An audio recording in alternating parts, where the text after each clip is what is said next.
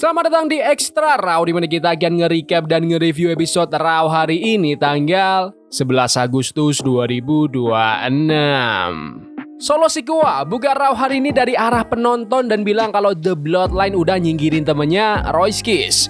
Makanya dia datang ke Raw buat beresin urusan keluarga ini. Solo nemuin Jey Uso dan pertanyakan, apakah Jey beneran udah nurut sama Roman Reigns? Padahal Jey kan mantan World Champion, pemenang Royal Rumble, dan pernah ngalahin Gunther di WrestleMania. Kata Solo, semua pencapaian Jey itu tinggal kenangan, dan Solo sendiri sih udah seneng sama posisinya sekarang. Jey ngebanting omongan Solo dan nyuruh dia stop dan hormatin. Jey ngerasa dia yang ngegedein dan ngasih makan Solo. Bahkan Solo bisa dapat kehidupan kayak sekarang ya gara-gara The Usos dan The Bloodline.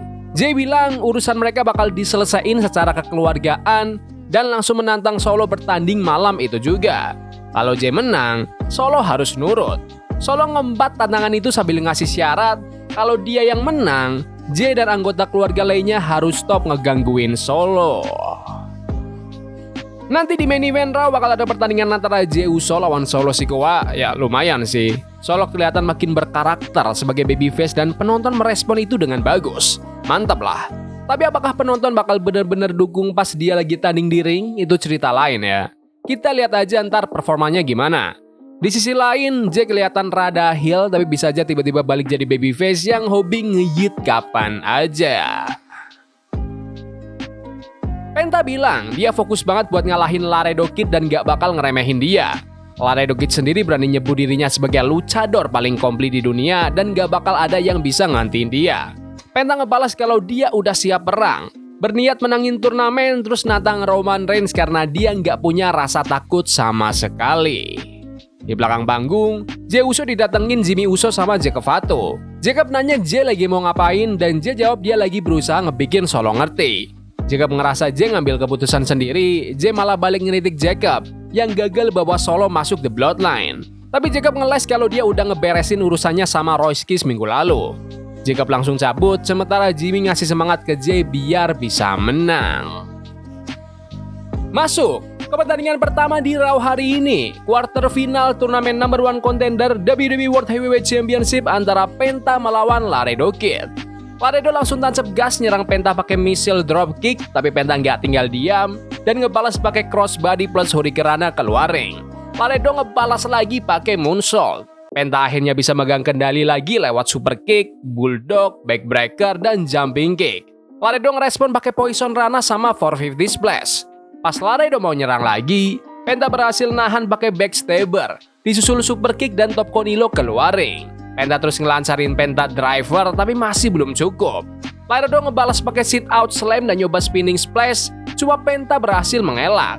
Penta langsung nyamber pakai Mexican Destroyer untuk memenangkan pertandingan. Pertandingan yang oke banget walau hasilnya udah ketebak sih. Soalnya ya kali Penta kalah lawan Laredo Kid. Pilihan yang pinter buat bikin Laredo main heel pakai trik-trik curang kayak narik topeng gitu-gitu. Harusnya mah Laredo dibikin makin curang aja sekalian. The Vision diwawancarai sama Byron Saxton di belakang panggung. Logan Paul yang pakai penyangga lengan ngeritik Alpha Academy. Terus Maxine Dupri gantiin ngeritik Akira Tozawa dan bilang Austin Theory bakal ngebikin dia kapok. Theory nambahin kalau dia bakal ngasih hajaran yang selayaknya diterima Tozawa. Pas rombongan itu bubar, Bron Breakker nahan Byron dan nanya pendapat dia soal Oba Femi.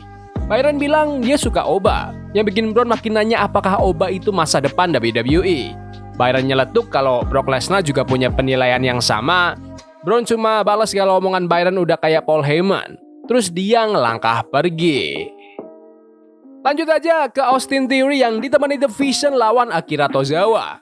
Tozawa yang tanding tanpa Otis gara-gara diserang sebelumnya sempat dapat angin seger lewat head scissors yang ngelempar Theory keluar ring. Tapi Theory cepat balik ngendaliin laga pakai clothesline, butterfly suplex dan backbreaker sebelum ngehempasin Tozawa ke turnbuckle.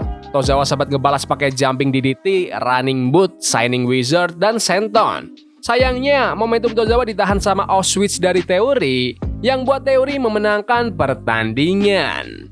Setelah tanding, Theory masih lanjut ngehajar Tozawa. Maxine ngasih kursi ke Theory dan nyuruh ngehajar sekencang-kencangnya. Bron masuk ke ring dan udah siap nyerang Tozawa juga. Tiba-tiba Oba Femi muncul. Theory langsung nyergap Oba tapi malah dihempasin sampai jatuh. Oba masuk ke ring tapi Pierce sama petugas sigap menahan mereka biar nggak makin rusuh. Pierce nyuruh mereka sabar sampai waktunya tepat. Braun mundur perlahan sambil natap tajam ke arah Oba. Kemenangan yang gampang buat Austin Theory sesuai dugaan. Akira Tozawa tuh berbakat tapi jarang dapat panggung tanding tunggal dan emang bukan tipe yang sering menang. Tapi forearm smash penutup tadi dari Theory kelihatan mantep. Acungan jempol juga buat WWE yang pintar ngebangun rivalitas Obafemi lawan Bron Breakker jadi laga gede.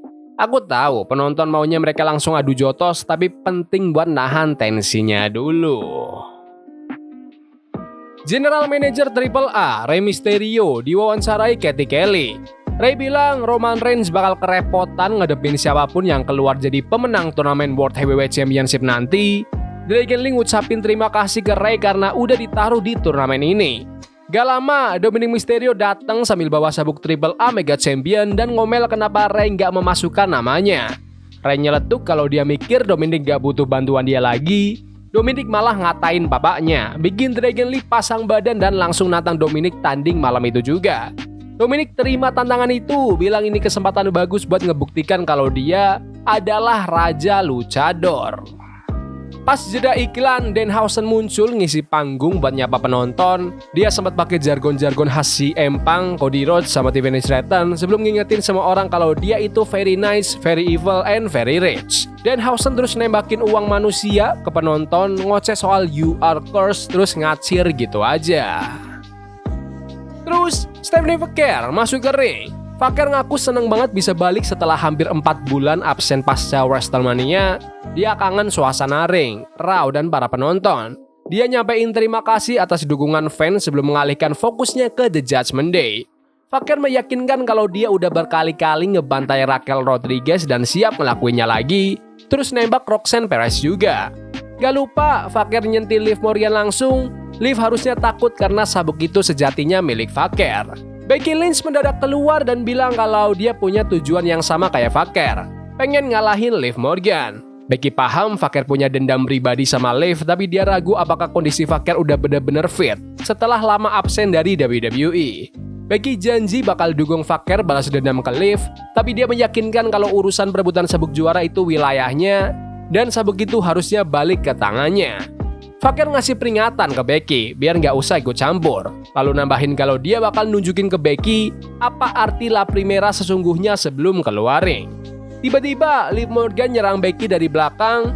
Becky ngebalas pakai backsploder, bikin Vaquer balik lagi masuk ke ring. Vaquer hampir aja mendaratkan pukulan ke Becky. Akhirnya Vaquer sama Becky malah lanjut adu mulut lagi. Promo yang lumayan solid dari kedua bintang ini. Becky Lynch emang udah jago banget kalau urusan pegang mic, sementara Stephanie Vaquer perkembangan bahasa Inggrisnya kelihatan pesat banget. Harusnya sih ini ngarah ke pertandingan number 1 contender antara Becky dan Vaquer, dan itu dipastikan bakal keren banget kapanpun kejadiannya. Selamat atas kelahiran putra dari Bianca Belair dan Montez Ford yang diberi nama Romeo Leonardo Allen Crawford. LA Knight diwawancarai soal Roman Reigns dan The Bloodline. LA nyetil Roman yang sukanya ngomong itu-itu doang dan dia berniat menangin turnamen demi bisa dapat tiket tanding lawan Roman. Solo Sikoa mendadak nyamperin LA dan ngingetin nasib Royce Kiss minggu lalu sambil ngasih peringatan kalau LA bisa aja jadi korban berikutnya. Tapi LA santai aja dan gak ngerasa terancam sama gertakan Solo. Lanjut ke pertandingan antara Dragon Lee lawan Dominic Mysterio. Lee manfaatin kecepatannya buat ngambil kendali di awal, tapi Dominic fokus nyerang kaki Lee dan sempat menguasai alur tanding. Dominic sempat ngeluarin slingshot crossbody dan banting Lee ke tangga di luar ring. Lee akhirnya bangkit lewat rentetan clothesline, super kick dan tornado DDT. Pas Dominic kabur, Lee langsung nyambar pakai top Conilo. Dominic sempat ngebalas pakai tendangan, tapi Lee ngebanting balik pakai German suplex plus super kick lagi. Gak berhenti di situ, Lee mendaratkan double foot stomp dari atas tali juga. Dominic sempat nyoba serangan 619 dan mau lanjut frog splash, tapi Lee keburu pasang lutut buat nahan. Lee langsung kunci pakai Operation Dragon untuk memenangkan pertandingan. Beres tanding, Big Cass mendadak nyerang Lee dari belakang. Cass lanjut nge-bear hug dan kasih East River Crossing Sidewalk Slam. Javon Evans langsung lari ke ring buat ngadepin Cass gara-gara minggu lalu dia juga sempat dihajar. Cass langsung nahan serangan Javon dan disusul running boot keras ke kepala. Javon pun tergeletak gak berdaya di atas ring. Kemenangan yang bersih buat Dragon Lee di pertandingan yang lumayan kompetitif. Aku sempat mikir Dominic Mysterio yang bakal menang secara dia kayaknya kalah terus di tiap match. Jadi rada kaget juga pas nengok Lee yang dapat. Tapi nggak masalah sih, cuma nggak nyangka aja. Lagian chemistry mereka berdua dapat banget, ya nggak heran juga soalnya emang udah sering tanding bareng. Serangan brutal dari Big Cass juga bikin dia makin kelihatan dominan. Cara ngebangun karakter heel bongsor emang harusnya gini, aku sih oke-oke aja. Sol Ruka diwawancarai Byron Saxton soal dia yang diserang The Judgment Day minggu lalu. Sol bilang dia udah muak urusan sama Judgment Day berturut-turut dan target utamanya malam ini adalah balas dendam sebelum nantinya mengalihkan pandangan ke Women's Intercontinental Championship. Danhausen sempat nyelonong dan menawarkan diri jadi kawan tag timnya pakai potongan harga, tapi Sol nolak halus karena udah dapat partner. Danhausen terus malah minta duit ke Byron yang jelas langsung ditolak. Pas jeda iklan, Joe Hendry tampil di dalam ring sambil genjrengan gitar dan ngumumin kalau album barunya bakal rilis bulan Oktober nanti. Hendry nyanyi soal ambisinya pengen ngeliat dirinya nyapu bersih semua sabuk juara. Di belakang panggung, LA Knight lagi ngomel ke GM Raw Adam Pearce soal Roman Reigns. Pearce nenangin kalau setelah turnamen selesai, WWE bakal nyari cara buat ngasih LA jalan jadi number one contender. Tiba-tiba Jake Fatu nyamperin LA dan ngasih ancaman. Kalau Roman Reigns ngasih lampu hijau, LA bakal dalam masalah besar. LA cuma ngetawain dan nyebut itu mah cuma surat izin dari Roman. Jaga mengingetin LA kalau gaya bertarungnya itu gaspol tanpa rem sebelum ngelangkah pergi. Masuk ke Sol Ruka yang timan bareng Io Sky ngadepin Raquel Rodriguez dan Roxanne Perez dari The Judgment Day. Sol sama Io sempat unggul di awal, tapi Judgment Day balik menguasai keadaan setelah berhasil mengisolasi Sol. Raquel sama Roxanne gantian ngehajar Sol sampai akhirnya dia nemu celah buat nyerang dan melakukan tag ke Io. Io langsung bikin panggung panas lewat arm drag, uppercut, dan tornado DDT. Io lanjut ngelancarin serangan bullet train sama missile dropkick, sementara Sol nambahin signing wizard ke Roxanne. Sol akhirnya berhasil melempar Raquel keluar ring. Io ngelancarin German suplex ke Roxanne, disusul serangan bullet train lagi. Sol masuk dan ngebalas pakai German suplex juga. Sol berhasil mendaratkan Soul Snatcher untuk memenangkan pertandingan. Kombinasi atletis dari Sol Ruka dan Io Sky benar-benar padu sepanjang pertandingan. Mereka tuh tipe tim yang gampang bikin penonton suka. Aku sempat mikir Roxanne Perez sama Raquel Rodriguez harusnya dapat lebih banyak momen near fall biar pertandingan makin greget. Tapi ya, fokus utamanya emang bukan ke situ sih. Pihak WWE emang mau ngasih panggung dan momentum buat Sol dan itu udah dapet.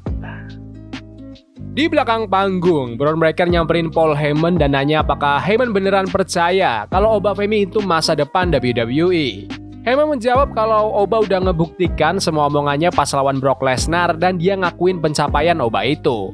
Braun murni mau kepastian, nanya sekali lagi apakah Heyman percaya Oba itu masa depan. Heyman balik nyentil kalau kelihatan banget, justru Braun sendiri yang mulai mikir gitu. Heyman nambahin kalau dia bakal tetap menghormati Oba sampai Braun bisa ngebuktikan di lapangan kenapa Oba nggak layak dapat rasa hormat itu. Braun ngerasa dapat jawaban yang pas lalu balik badan.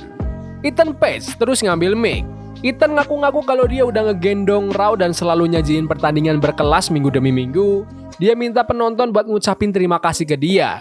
Ethan ngeles kalau dia emang gak ngelakuin ini semua buat penonton, melainkan demi berburu sabuk juara. Dia bilang dia bakal jadi champion segera dan fans baru boleh mengagumi dia setelah itu. Di tempat lain, Chad Gable nyamperin Penta sama Rey Mysterio dan muji penampilan Penta di turnamen. Begitu Penta cabut, Gable ngomong ke Rey kalau dia mau mempertaruhkan Intercontinental Championship lawan Rey Mysterio. Rey ngerespon tantangan itu dengan senyuman dan mereka berdua bersalaman. Sol Ruka dan Io Sky kemudian didatengin Lyra Valkyria di belakang panggung. Lyra ngeritik Sol yang kepedean mikir bisa langsung dapat kesempatan buat Women's Intercontinental Championship. Sol ngejelasin kalau dia nggak berniat nyerobot antrean dan bakal berjuang dari bawah buat dapat kesempatan itu. Lyra ngasih peringatan ke Sol buat hati-hati sebelum akhirnya pergi. Io cuma bisa kebingungan nanya apakah Lyra lagi ada masalah dan Sol ngaku nggak tahu apa-apa. Waktunya main event. Jey Uso lawan Solo Sikoa dengan pertaruhan, kalau Jey menang, dia harus nyerahin Solo ke Roman Reigns. Solo memegang kendali penuh di awal pertandingan, dia bawa pertarungan sampai keluar ring, main hantam di sekitar meja komentator. Jey baru bisa bangkit setelah berhasil melempar Solo ke arah tangga dan membalas pakai pukulan bertubi-tubi.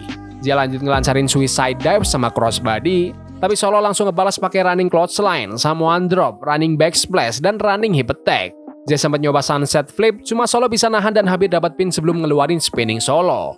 Mendadak, Jimmy Uso muncul di pinggir ring, Solo langsung ngindarin Jimmy, ngasih celah buat Jey mendaratkan spear.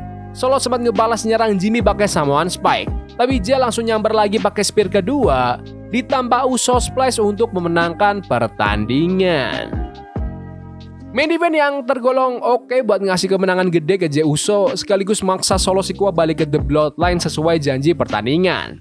Alurnya terbilang simple banget sih. Jimmy Uso masuk buat memecah konsentrasi Solo Sikoa, terus dimanfaatin Jey Uso buat ngunci kemenangan. Oke, secara keseluruhan acara Raw hari ini terbilang lumayan dari segi kualitas pertandingan dan mereka juga nyoba dorong beberapa alur cerita. Cuma masalah utamanya, kalau ditarik balik sebelum SummerSlam, Raw tuh dipenuhin daya tarik bintang gede kayak Roman Reigns, Seth Rollins, atau Brock Lesnar. Lah, minggu ini gak ada satupun dari mereka yang kelihatan. Aku paham sih, Roman sama Seth gak bisa nongol tiap minggu, tapi ya kerasa banget kekosongannya kalau gak ada mereka. Kemenangan Penta sama duet Sol Ruka Io Sky menurutku jadi tontonan paling menonjol hari ini. Kemenangan Dragon Lee atas Dominic Mysterio juga oke-oke aja. Tapi main event pas Jey Uso ngalahin adeknya sendiri, Solo Sikoa, kerasa biasa aja sih. Coba aja alur ceritanya dikemas lebih mateng, tapi aku suka sama karakter Solo yang sekarang. Dia lebih menghibur dari anggota The Bloodline yang lainnya. Tapi menurut kalian gimana Raw hari ini? Bagus? Gak bagus? Komen di kolom komentar. Jangan lupa tonton video recap dan review SmackDown kemarin. Serta subscribe, like, bunyi lonceng biar gak ketinggalan berita dan updatean terkini tentang WWE.